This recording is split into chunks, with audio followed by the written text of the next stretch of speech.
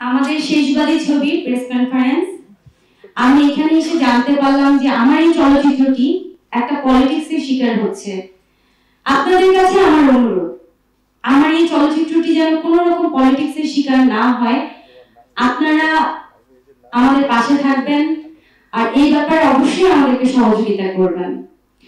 মেহেদী ভাইয়ের সাথে আমার দুটি চলচ্চিত্রে কাজ হয়েছে, একটি নদীর জলে শাপলা ভাসে আর একটি হচ্ছে শেষবাজি। মেহেদী ভাই দুর্দান্ত কাজ করে, ওনার সাথে কাজ করে আমি অনেক আনন্দিত। মেহেদী ভাই খুবই ভালো ছবি বানিয়েছে। শেষবাজি ছবিটি আমরা সেন্সর বোর্ড থেকে অনেক সম্মাননা পেয়েছি। এই ছবিটি যদি ব্যবসা সফল হয় আমাদের দেশ উন্নতি হবে, আমাদের দেশের সংস্কৃতি উন্নতি হবে, দেশের প্রযোজক বাঁচবে, পরিচালকদের সুনাম বাড়বে, দেশের বাংলা চলচ্চিত্রের সুনাম বাড়বে।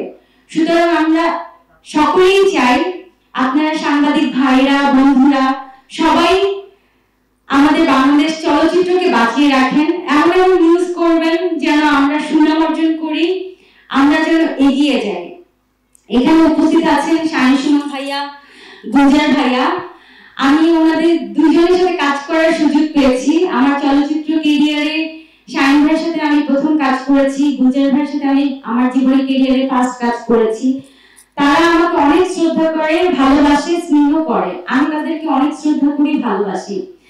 আমি চাই সমস্ত প্রযোজক পরিচালক সকলেই যেন আমাদের পাশে থাকে। আপনারা সকলেই আমাদের জন্য দোয়া করবেন, আমরা যেন একটা ব্যবসা সফল সুন্দর একটি চলচ্চিত্র সবাইকে উপহার দিতে পারি। Thank you so much. সবাই ভালো থাকবেন। আসসালামু আলাইকুম।